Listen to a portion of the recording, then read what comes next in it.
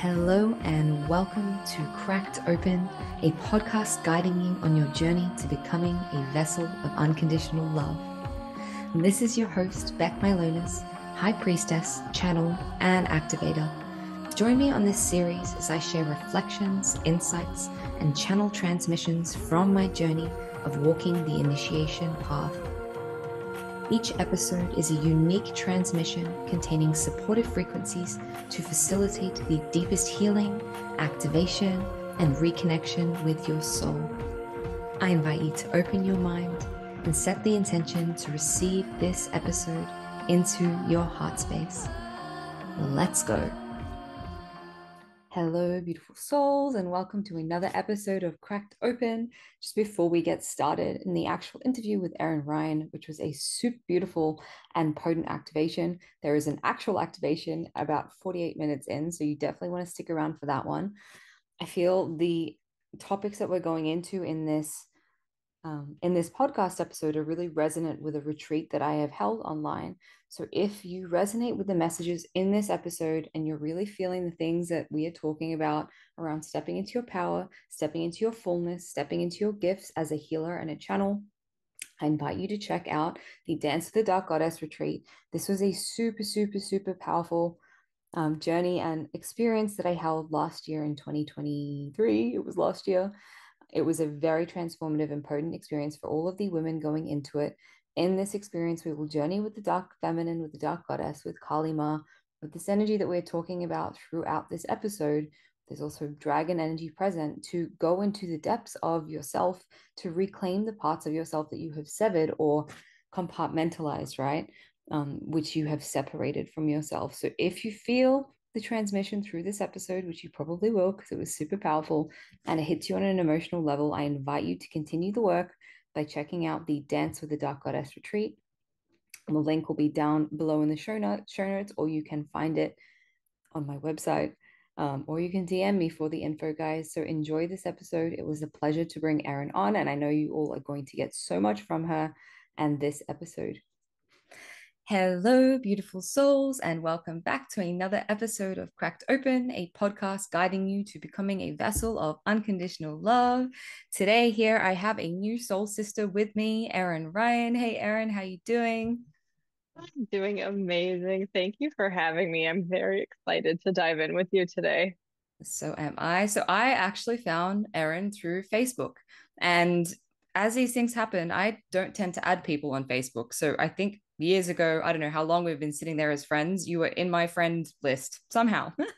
And randomly the other day, it was maybe about a month ago now, I see a post from Erin about a dragon. It was a telegram or a money telegram or something she was doing, and I just felt a pull to it.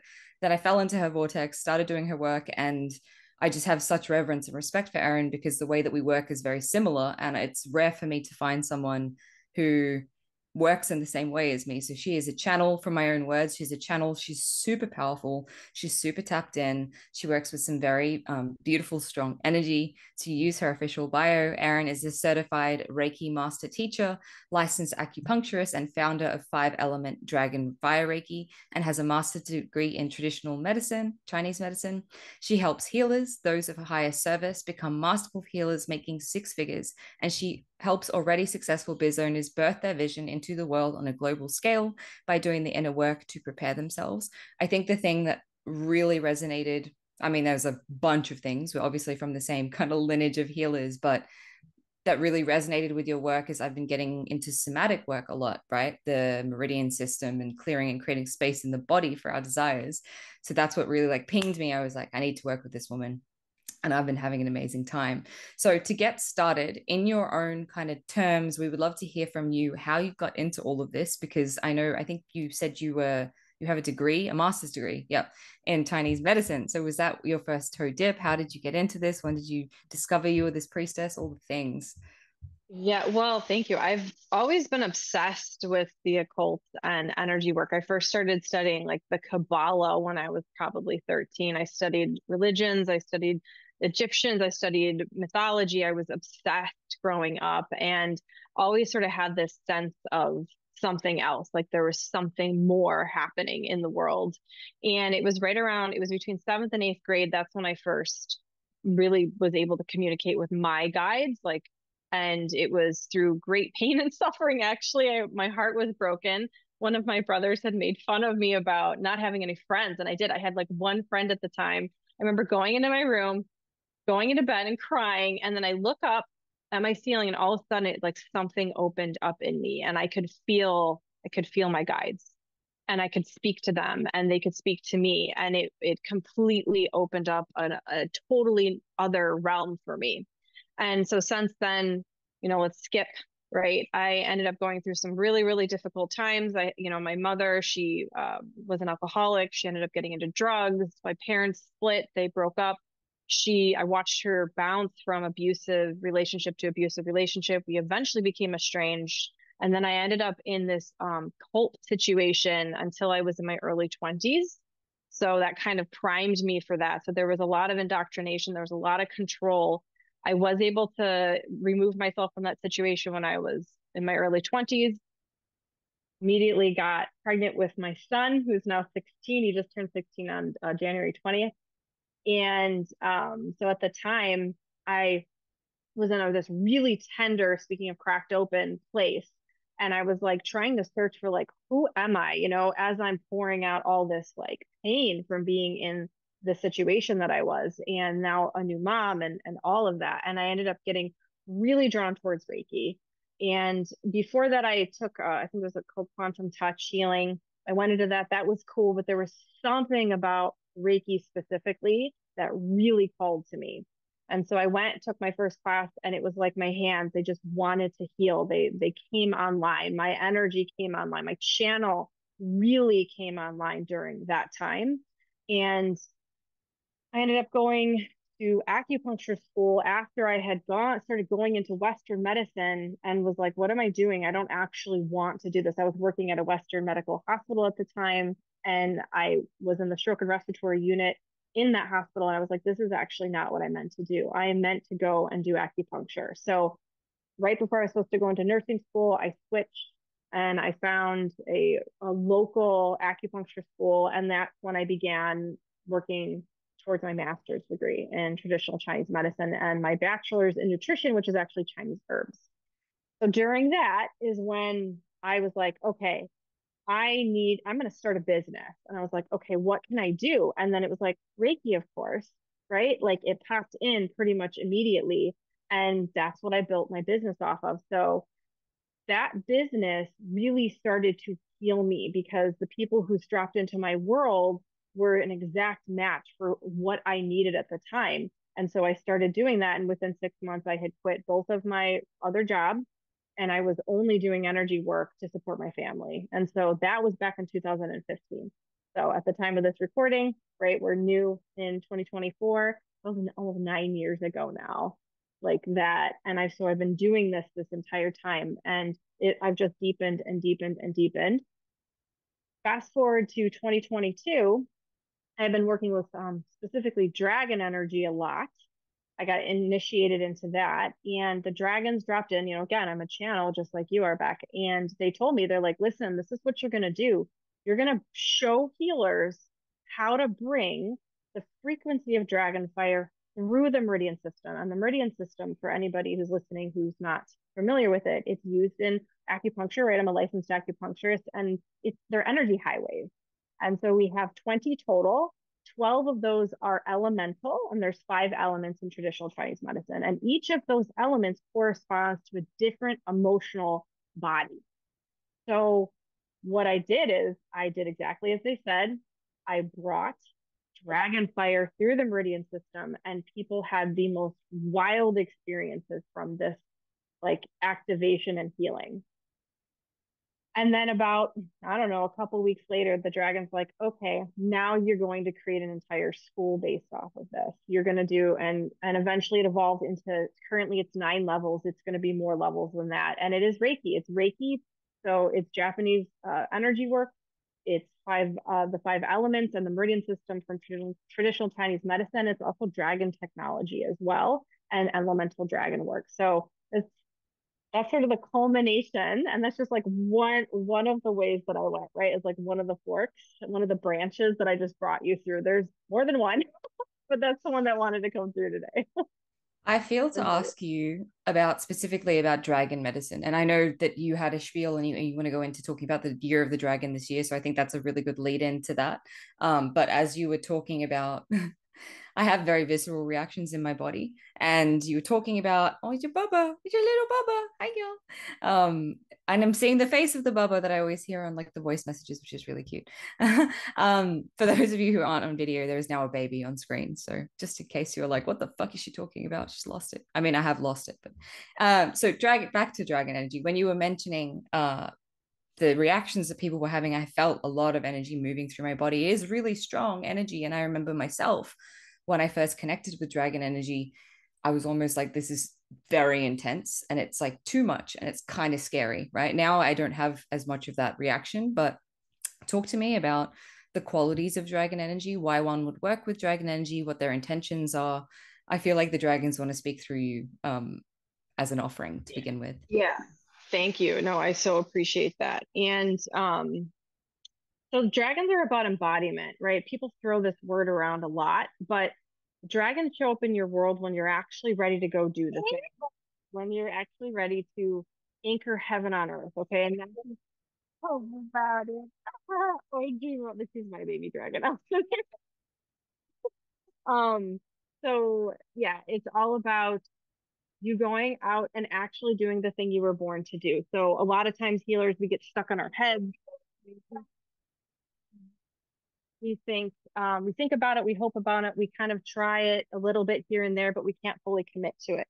So dragons show up when we're ready to fully commit. And it can be, I've talked to so many of my students who are like, the first time dragons dropped in for them, they were freaked out by it. Like, quite honestly, I have on my podcast, I have one of my students talking about it. I think she was in the shower or something, and a lot of channels, right? We in the shower, we channel that or driving or whatever. And it was in the shower, and she was like, get away from me. Like, it freaked her out. But then they sort of kept coming back around. And then she realized, like, oh, this isn't what I thought. Like, they're here to help, right? They're here to facilitate us. And the thing about dragons is, to be in the presence of a dragon, I remember the first time I really felt them, like really truly was in their presence. And it was a combination of unconditional love and raw electric power.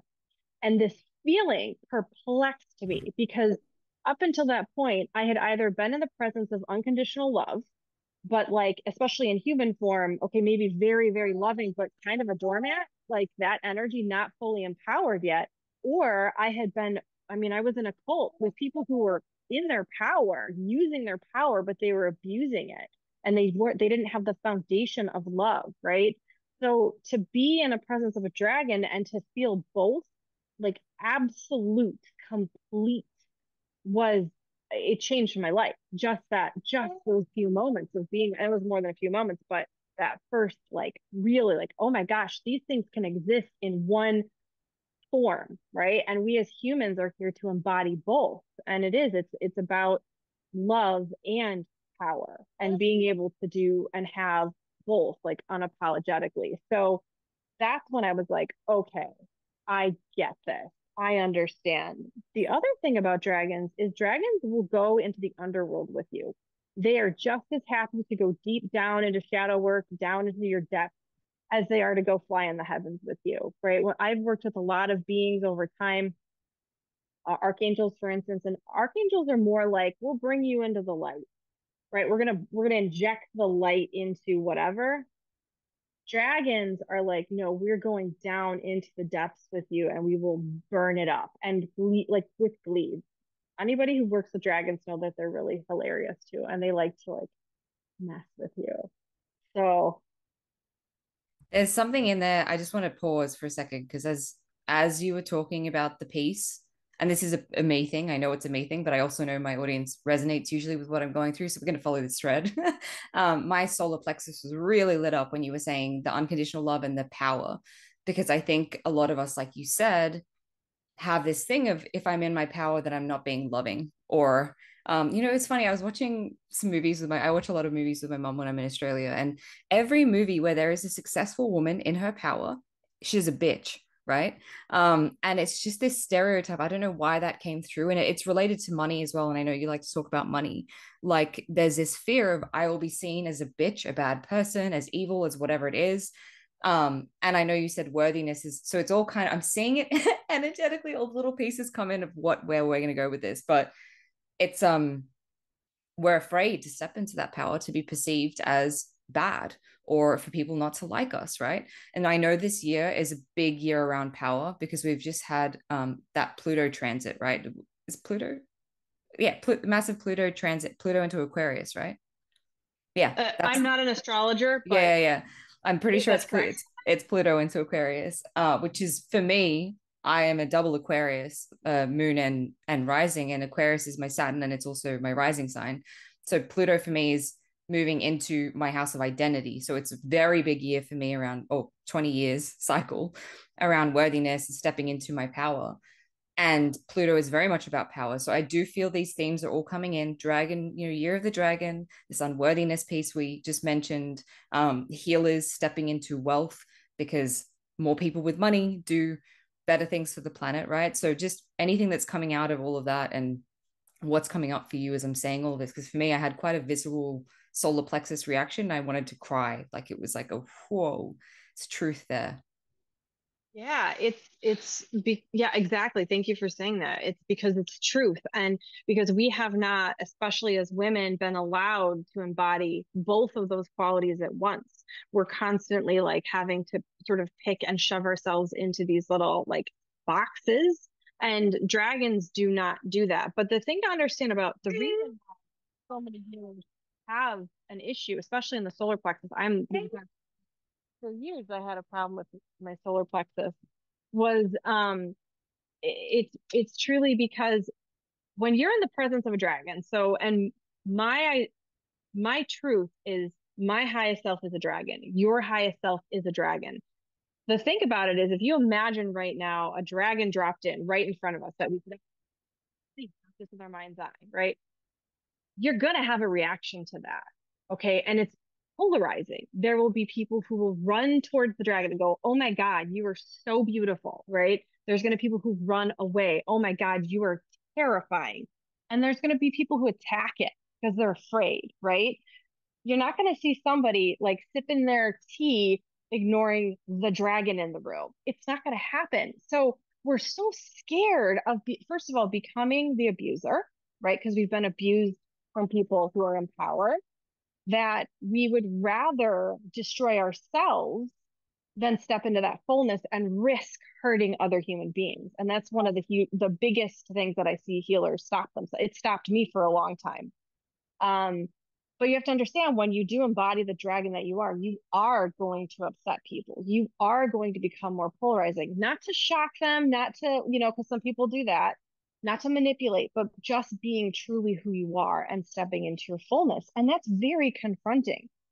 And then on top of that, being wealthy, right? On top of that, being beautiful and sexual and all of those things, it is like, so you see, these stereotypes are born like, oh, she's bitchy, she's mean, she's high needs, right? She's over opinionated, all of those kinds of things. And it's like, what if all of this is just a construct, right? And that's part of like the exiting the matrix kind of conversation. And that's what I love to do is I essentially go in and help healers break out of it. And a huge way I do that is through their business, right? Because if your business is I call it your ascension vehicle, and if your business is here to heal you first and foremost, yes, it is an invitation to others to heal along with you, right? But if that's true, the business evolves with you. The business takes care of you, it protects you, it heals you, and others heal at the same time.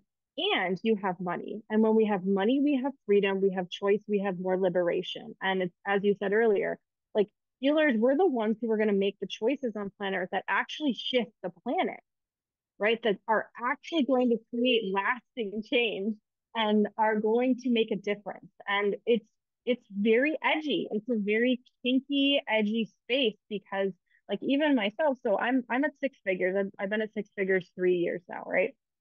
even me, and you see seven figures, multi seven figure, eight figure, but I have the amount of projection onto me from other healers, from other people. It's intense, which is one of the reasons I work with dragon medicine, is because they help me to cut through that and to burn that away so that it doesn't keep me subdued and down, right? And this is part, I love in these spaces to talk a little bit about the sisterhood wound as well, because like we need to collaborate. We need to stop competing with one another and destroying one another because she has more than I do, or she's hotter than me, or she has more followers, or oh my God, look at how amazing she is. And it needs to become, that's my sister. Like when she succeeds, I succeed, right? And we lift each other up. It's just, it's all sort of part of that. There's something in dragon energy which is, I think you said it, someone said it, it might have been you recently. Their energy is like, I'm in my power and I'm helping you to be in your power by looking at me in my power. And so that like me being in my power lifts other people up into their power rather than terrifies them. Everything you were saying in there was pinging for me. I definitely feel like we're going to do a little process soon for people through me. Like you're going to do the work on me through everyone. I think that's completely accurate. And you were bang on around this power piece and the fear of the judgment. I think of like if I was to truly be in all my power, because for me my guides have been coming in for like years saying they're preparing me to be more thick-skinned like a dragon, because a lot of people won't like me. And that's, I mean, I already see that people get fucking triggered by me, and I think a lot of us have that, not problem, but it's a natural effect. As the more liberated we become, the more free, the more whatever wealthy people tend to project their shit onto us. So thank you for that. Off, like I feel that deeply. There was something I was saying, and then the train went. I definitely want to come back, and I want to facilitate a little clearing for anyone listening to this through me. I feel like maybe that will be at the end, though. I think in here, this piece of okay, so if this is the energy we're moving into this year, what do you think is going to come up for people as this surfaces? Like, what do you think themes will be coming up? Like what sort of work can people be doing to really harmonize with this energy and work with it? Because I know in Chinese astrology is Oh, the word is really, it's a year of it's a year of the dragon, right? Coming up in yeah. like six Yeah. days. Mm-hmm. February 10th, it's the year of the wood dragon. When I was reading about that, and what I read was that it comes every 60 years or so. So Wow. it's kind of a big deal, and things coming into the year of the dragon. So yeah, some themes, definitely deep unworthiness is going to come up. And I really want to help healers especially understand when you bump up into this upper limit, right? It's like you're dinking, your head's dinking on it, whether it's graceful or not. And we often will go, oh, I'm feeling unworthy. It must mean I'm unworthy. No, it just means you've now hit the limit, the thing that's keeping you from taking the next step, the thing that's keeping you from expanding. And so it's really vital, and this is something I'm really passionate about, is teaching people how to move through this pain, right? Because was it Buddha said to live is to suffer? And I always thought that was a little bit like, come on, dude, but it's true. Like to be in a human body, we have to learn how to hold polarities. We have to be able to hold duality. And so we have to be able to process our pain in a really like efficient way, which is another reason that I work with dragons, is because they're very efficient in this way. So unworthiness, all your people pleasing patterns are going to come up. All your perfectionism patterns are going to come up. A lot of times I see healers we're accidentally, inadvertently projecting two different things. Our onto money would be our like codependent attachments. My baby is being a baby dragon. And then for anyone who can't see, she's like, I have a Soji screen behind me and she's like playing with it. This is how my life is, by the way. I just have to roll with it. And so projecting codependent attachments onto money. So issues that we have with our mother, with our father, with our lovers, right? Where we are accidentally projecting it onto money, which keeps us from having the money. We're also projecting these codependencies into our businesses, which is why our business heals us. So as much as it does love on us and it protects us and all the things, the reason so many healers have a hard time making consistent money in their business is because they're also being challenged, right? So we have to learn how to move through the triggers and also hold each other and be held. This is like so much. So those are kind of the the juiciest themes that I see coming up. And the first one this year is really deeply about unworthiness. So moving Amazing. through that. That resonates. Let me just feel where this wants to go because there's a lot in there. Um, when you were talking about the upper limit, I would like to expand on that a little bit. You mentioned, it's a I prefer to see it as like an initiation, right? So when I've come up against something that's in the way of me and my desire, it's usually an initiation to, are you going to embody the desire? Are you going to embody the next level, or are you going to go back down? So if someone's facing that kind of upper limit, what are some ways that they can move through the resistance? Or, what would you do if you were seeing that you were facing an upper limit? What would be your go-to process of, I'm going to move through this now, and how do I hold myself through this? And the other thing I want to say is just dropped in my mind. I would love to riff on the codependent patterns we have with money. I recently have been doing some money work with you, and I did your Money Maven course, and there's a free I think it's called Money Masquerade, and it was very evident to me everything that you just said about projecting onto money what we project onto our partners, or like expecting money to show up for us in the same ways that our parents have, or our relationships have. And so that's another really, I want to unpack that a little bit more. But let's go back to the first thing that I said, which now is, oh yeah. So what would you do? My brain, guys, today is like fucking. It's a 2-2 portal. Yesterday, I'm all over the place. So please forgive I me. I feel you.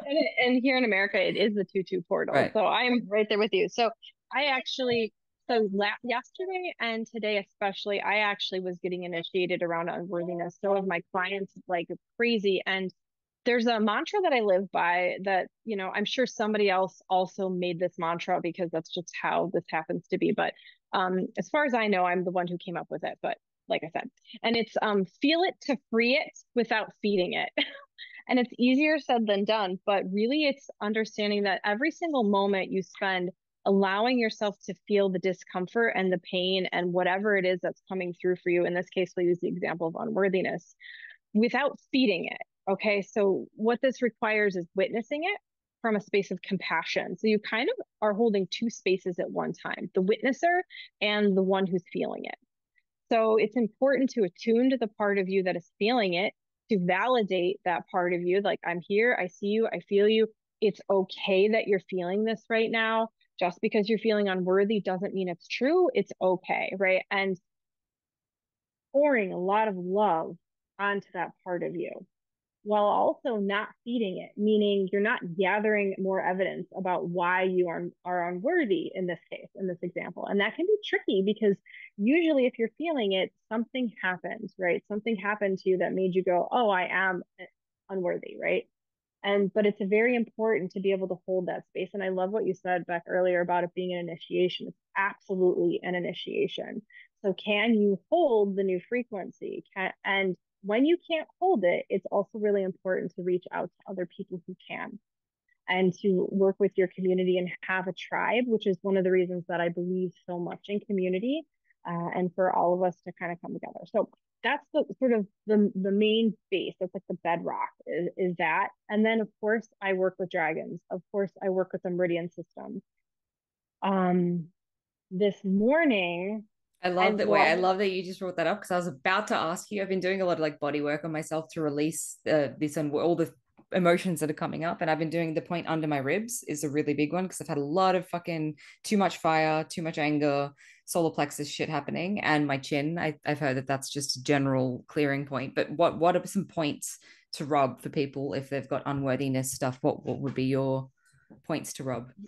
yeah. Okay. So I usually work with the meridians themselves and I go through the entirety of the meridian. I bring dragon fire through, but points that you could use, you could do the solar plexus, which, that's right where you would think the midline of the body. You could do right in the heart, right here. That's another one. Um, for some reason, this one it's called kidney 27. That one's coming up. So where your Mm-hmm. collarbone is, it's like right in that little divot by your collarbone. Those two. I'm trying to see what else is pinging for some interesting. Okay, so there's a point. It's if you were to take your hand like this and put it on the outside of your knee, so the outside, not the inside, and going up like onto your thigh. Um, there's a point if you kind of come up a little bit and it's on the stomach channel for whatever reason, that one, and I can always like link this My in this. acupuncturist loved that one for me and it hurt like hell. Yeah. Yeah, that one's I'm just asking, channeling which one. So Hmm. that one's that's actually usually for like we use it a lot for like stomach pain. So I think Yeah. it's really interesting that's coming through. But that's another one. There is another one is so if you take three fingers on the inside of your wrist and then down there in the middle, that is another one too that you could use as well. But so like in five element dragon fire Reiki, I don't teach the points. I teach the meridians so that they can know that like, oh, this is what I'm experiencing. I'm experiencing anger right now. Okay, so I'm going to clear the liver meridian and maybe the gallbladder meridian. Oh, I'm worrying so much and I'm overthinking so much. Okay, that's the stomach and the spleen meridians, right? So we can kind of like work in those systems based on what is coming up for you. Recently, I started over the summer, I worked a lot with different types of dragons, including mushroom dragons, which was very cool because I didn't even know that was a thing. And they taught me, okay, there's a lot of, I guess, hidden or mostly hidden things in the body, like what the human body can do that are coming online now. And that's another thing with this year. I think you're going to see a lot of hidden, like not talents, but just capacities that we have. They showed me in the root chakra. They're like, listen, your root chakras as humans are basically like garbage compactors, like garbage disposals. They're like, you can take just like a mushroom deals with like death, decay, rotting, like rotting material, and then can use it, right? And essentially make it into fertilizer. Energetically, we can do that too. And so you can actually move a tremendous amount of density, like ick in your body, especially in the lower chakra system. And you can actually move it into your root chakra. And then it sort of pulverizes it. And then it's immediately available, as opposed to like a slower way. Maybe you send it down to Gaia, right? Like, all right, Mama Gaia, here you go, you transmute it, but then that takes what they showed me is it takes more time. It's totally effective, but we're getting to a point where we need to move more energy more quickly. And that's the whole thing with the ascension of the planet, right? The planet's moving faster and faster and faster. So we need essentially different tools, different technology. So long story short, I was working with mushroom dragons and I like forgot that I could do that. And so I was wrestling with it, wrestling with it, wrestling with it. And then as soon as I did that, it was like literally within, I would say 120 seconds. And I was able to move all of this very dense, sticky, ooey gooey energy and pulverize it immediately. And then I was like, oh, duh. It's like I remembered. It's like the snapping out of like being hypnotized. I was like, oh, duh. I'm just feeling unworthy because I'm about to go to my next level of expansion. It's fine. It's very cool. Awesome. A few things in there. Firstly, when you say you flush out the meridian system, would someone be able to do that if they didn't know where that meridian was? So, like, just with intention being like, I'm going to now flush out my liver meridian with white light, say, or whatever modality that they use as an action step for someone if they don't want to be pressing their body. Yeah, you can. It's what I find the more it's just like any relationship. Okay. So like you and I, we don't at this point, like we totally jive, right? Like we're like, oh, we're on the same wavelength, but like we haven't known each other for years, right? Like so it's like that. Okay. So how deep we can go, it depends, right, on multiple factors. But like until we've established like that deepest of the deep relationship together, it's a little bit hard to go as deep as you could, which is why I Mhm. teach it, right? That's why, I went and got a master's degree learning about it. But yes, the short answer is you can absolutely start working with the meridians. Donna Eden, she's one of the first energy workers. I picked up her book. I think it's called Energy Medicine. That was one of, I think, the first book actually I read, maybe on energy work. And she talks about the meridians. She loves the meridians. So you can definitely start working with them right away. And then for those who are like wanting to do even more, right? Like go deeper and be taught by somebody who is already doing it. That's when you can kind of explore different modalities. Sorry, it was this little hand popping up, and I forgot that there was a baby there, and it just scared them. It was like the weirdest fucking. It was like, why is your hand tiny? Oh God, that sounds beautiful, and I'm going to check that out. Thank you. Sorry to get distracted there. The other thing you said in there towards the end that pinged something for me, you were talking about the mushroom dragons, and that's a new thing. I've never heard of that before. And like you said, you didn't know that they existed. So my question is, as a channel, right? We channel in all sorts of random things that have never existed. In fact, this morning, I when I was in Mexico last year doing my big grid work mission, they were telling me there's a book, there's a book, there's a book. You're gonna have to channel this whole book. Anyone who's been listening to my podcast knows that over the past couple of months since I've returned from Mexico, I've been going through this massive crisis of faith where I'm doubting, kind of like even desiring to channel and wanting to renounce it. Like lots of things have been going on for me. And this morning they came through again, my guides, my higher self, my team, and they were like, it's time. The next step is you need to channel this book that we were talking to you about from the Mayan lineage, all this stuff, the codes that you received, and you need to do this. And I had a lot of like inner stuff coming up around it. And when you mentioned the mushroom dragons, it made me think of like, how do we know, right, as a channel, how do we trust what we're channeling, and how do we know it's pure is what the question I think I want to ask is. I mean, I have my own ways of knowing, and this morning I was like, I need to know that this is coming from love, and if it's not coming from love, I'm not available for it. And they were like, Beck, it's literally you in a past life, so it's coming from your fucking self. Like it's your Mayan self. Like what do you mean love? Like, right? So but there have been times when I've channeled some stuff and I've been a bit uncertain, and it's been part of my journey as a channeler. So I know there's going to be people who resonate, and I'm just curious as to what your process or your feedback or your journey has been around that, because I know we can channel some really whack crazy shit that Yeah. is like, what, I'm channeling mermaids now and this and that. And I did that too. Mermaids. mm-hmm. When I did Money Maven, a mermaid met they dropped in and I was like, mermaid, like when the dragons drop in, dragons, like I was literally like, what? Like, what are you what? So I hear you. And it took me years personally to develop a trust in my channel. I started, like I said, pretty young, being able to like communicate with the ascended masters and beings and, our entourage and team and just other entities. And one thing I can tell you that I learned very early on is if it comes from the level of the mind and not from an actual like source that is credible, it will feel very different. It will feel heavier. It usually is like negative. So like there's a negative energy to it or a negative message.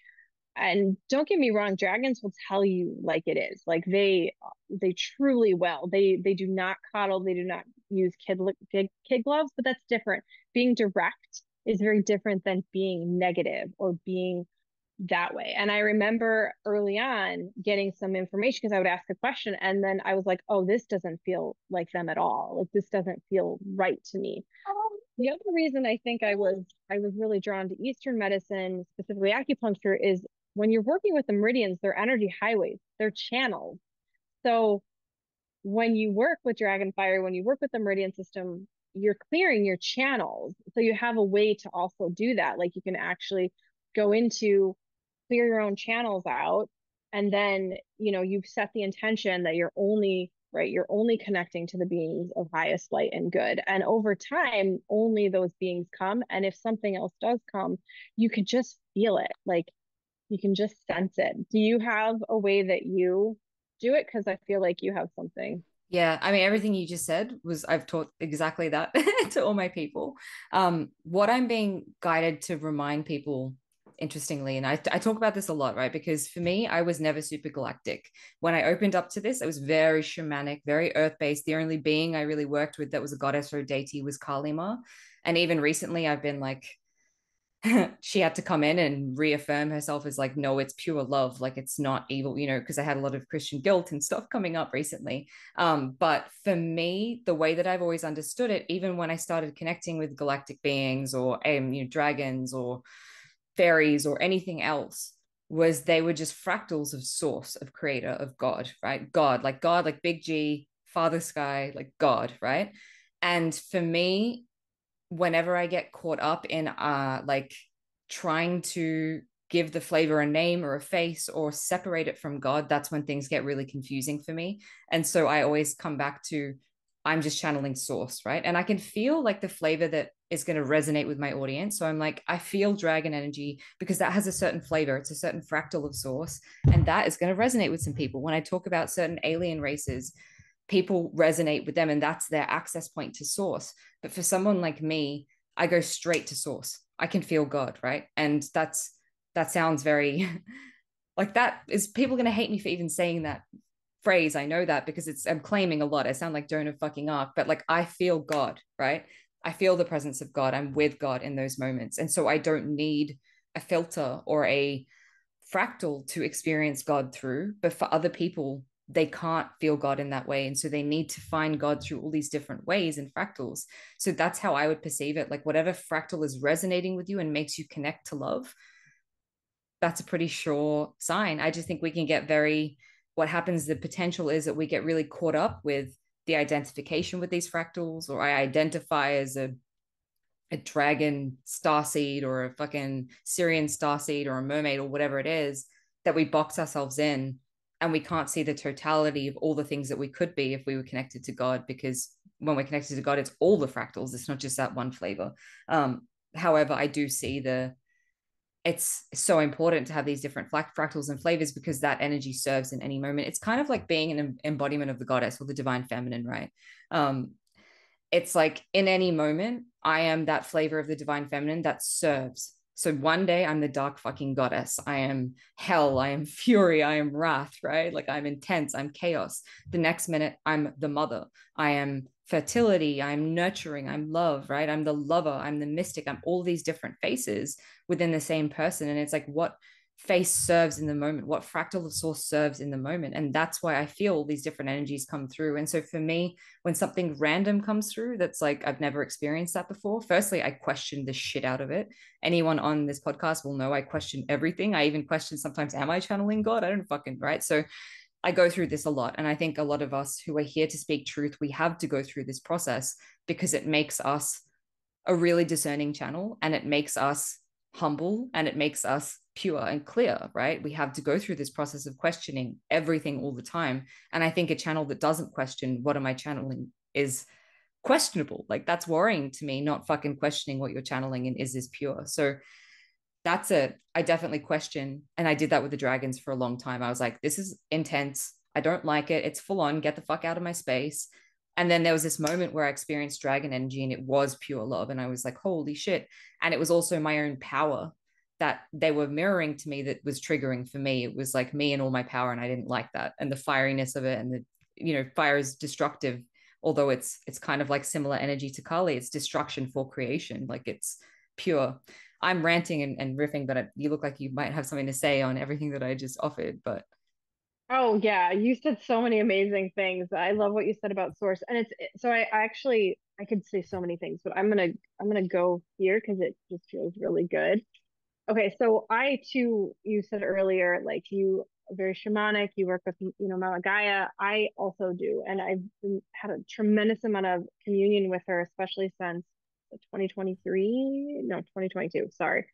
So right around the same time that the dragon strongly dropped in, so did Mama Gaia again. And I went through this initiation and she sort of showed me, she's like, human beings, especially spiritual human beings, we sort of need five connection points.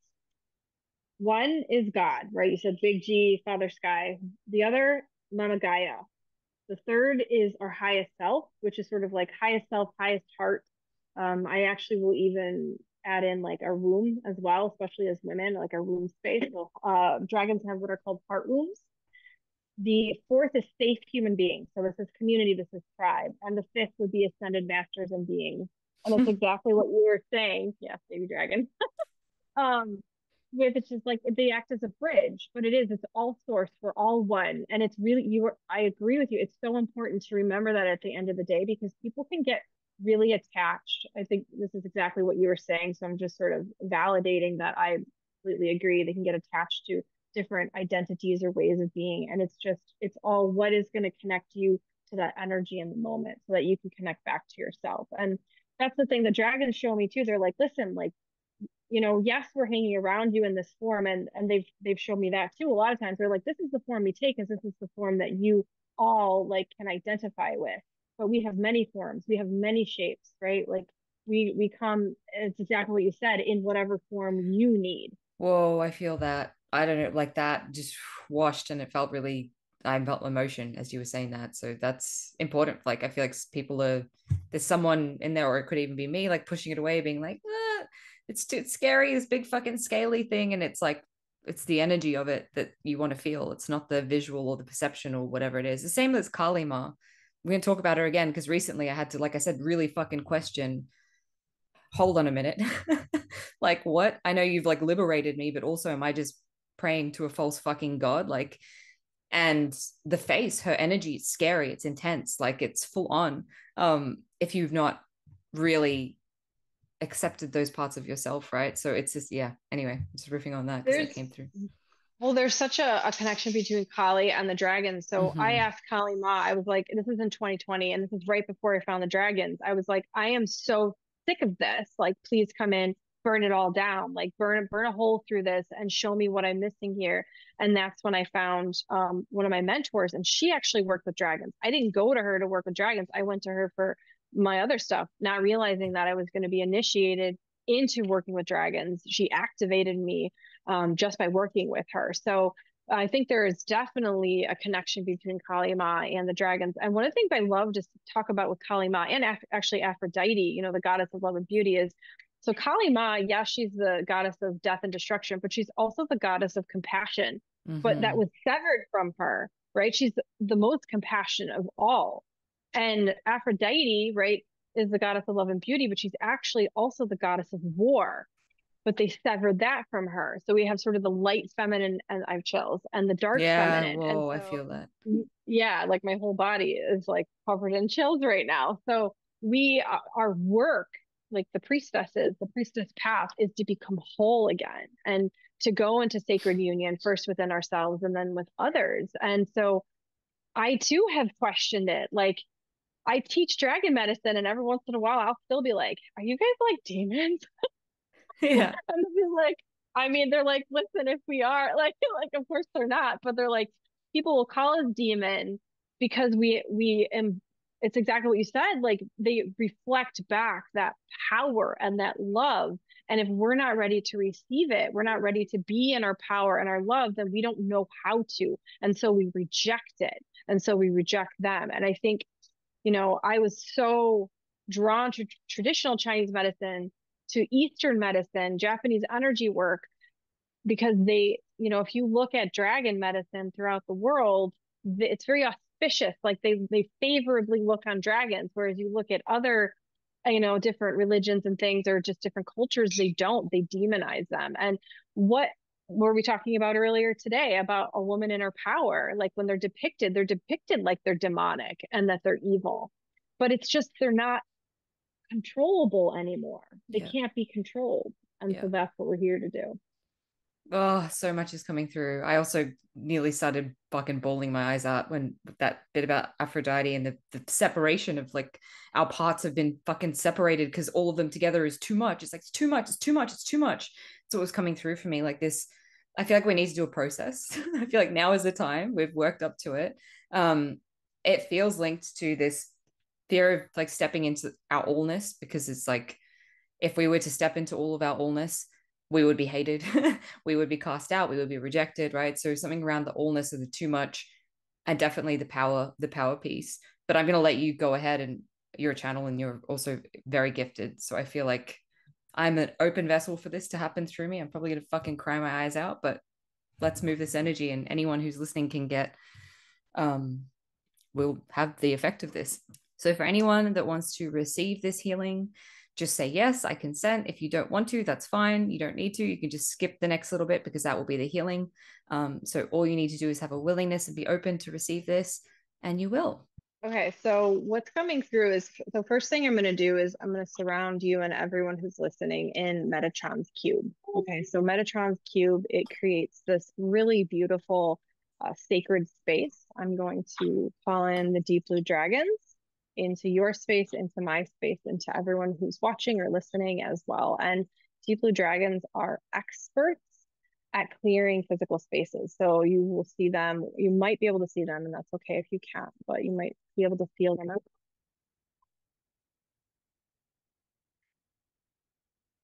To the left, to the right, to the front, to the back, above you, below you, and all of the spaces in between, swirling around. And anyone listening, if you can, you're not in your car right now, you can close your eyes if that feels good, if that feels natural to you. Start to open yourself up. If you need a little bit of softening, you can take your palms and expose them palms up. So when you expose the yin meridians, the inside meridians of the body, it helps you to receive. And we're going to go straight into the throat chakra now. And we're just going to place a blue light there. So blue sapphire light. We have a blue sapphire crystalline dragon energy coming in, and it's really, really wanting to create a safe. It's saying safe haven in the throat chakra. So this is going to help when you're all speaking your truth, when you are becoming fully expressed. It's going to do a couple things. It's going to amplify the energy. So when you're speaking truth, when you're speaking from your heart, it will amplify, and it will also act as a filtration device. What I'm seeing is a collar around a lot of everyone's neck. So we're going to take away the collar now. And it's as simple as that. So those of you who are open to that, any collar around your throat chakra, keeping you from communicating with ease exactly what you were meant to say, to be, to see, is going to fall away now. There's a lot of diamond energy coming into it. That's really interesting. So I'm going to place a white diamond at the third eye between the eyebrows. So I work with a lot of white diamond dragons, though I don't talk about it much. So I think it's really special that they're coming in right now. The white diamond path, this is a path of extreme pain and suffering and pressure. So if you think about the way that a diamond is formed in the earth, it's like carbon over an incredibly long period of time forms the diamond. It's the hardest substance on earth. And so we are in a process of excavating these ourselves as diamonds. You have been forged. You are done with that now. And so now it is about coming into the light, like coming back out of the earth so that you can shine, so that you can sparkle. So this white diamond light in everyone's third eye is going to help to facilitate that process so that you can step into the goddess that you truly are. There's a lot of goddess energy. This is around worthiness. So if you truly respected yourself like the goddess that you already are, if you truly respect your path, if you truly respect your channel, if you truly respect your gift, and you truly respect your own way of being and doing and choosing, then all of this will become much easier. They're showing me that right now. We're going to go deep into the third chakra as well. So that's the solar plexus. And we're going to use citrine. So citrine, interesting, in the solar plexus now, which is going to energetically help everyone to hold your power. And it's not even, we're all powerful all the time. It's about empowerment. It's about using your power and not fearing that. I'm going to clear the pericardium meridian with dragon fire.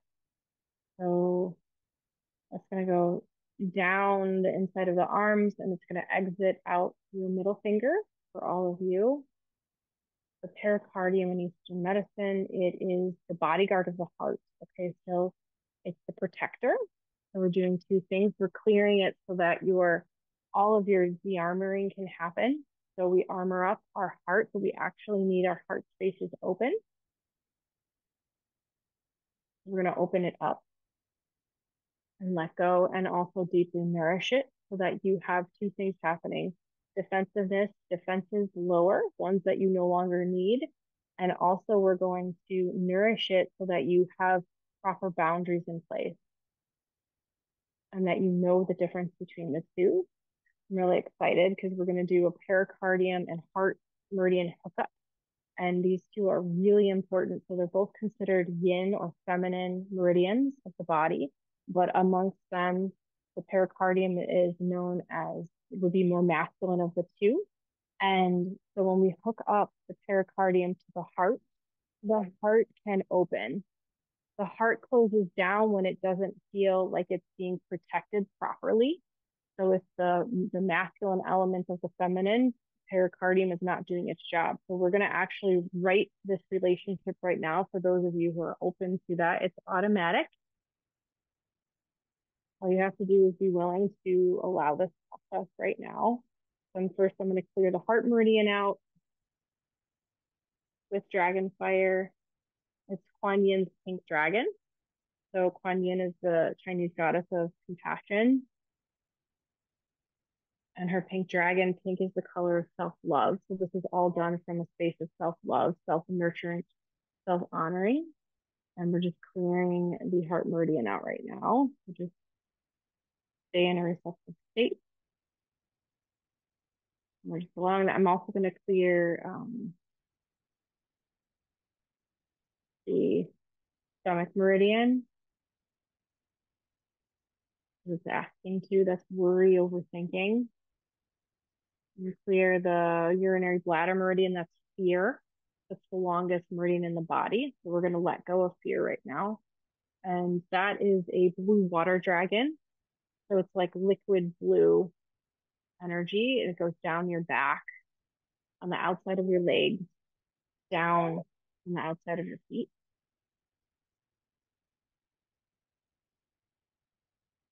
And let's check back in on the heart meridian. Okay, perfect. So the heart meridian now has like a pink lotus, a heart in the heart space. And then we've got the pericardium, and we're just going to link them up now. Beautiful. And I'm just pinging energy back and forth between these two meridians to both clear it out and to more deeply connect them.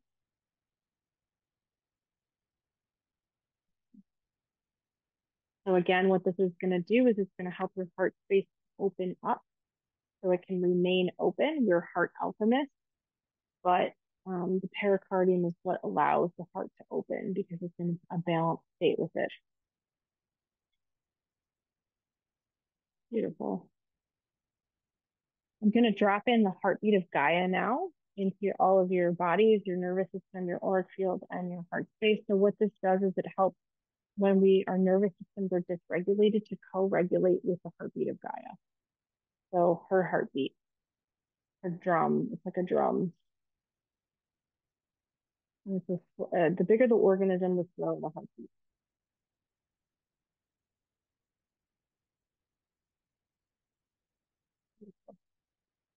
And then we're gonna sort of finish this activation and healing out by connecting. So I invite you to place your palms and face to the sky and say, I connect to God, God connects to me.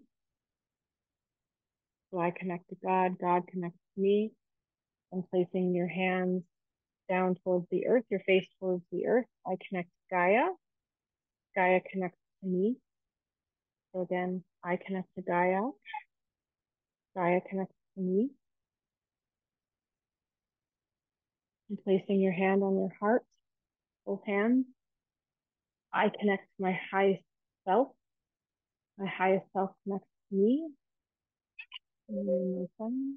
I connect to my highest self. My highest self connects to me. And then you can say, I slow down to the heartbeat of Gaia now. So I slow down to the heartbeat of Gaia.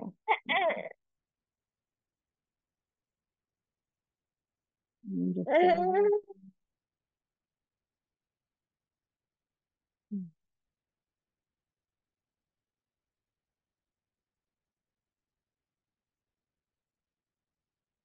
letting ourselves to each other, and Mama Gaia, the Father Sky, the highest self. Just giving gratitude for being here, for receiving this medicine. And then you can kind of start to come back to your body. Through the fingers and toes. Take a deep breath. Open your eyes and come back. Wow, that was super powerful. I'm like, shit is spinning. So thank you for that. That was beautiful. The diamond light, the diamond energy, really interesting. I associate that with like Christ energy, like Christ light, Christ consciousness. That really, like, I really resonated with that part. My whole body was like, whoa, it doesn't need to be hard. So yeah, thank you for that.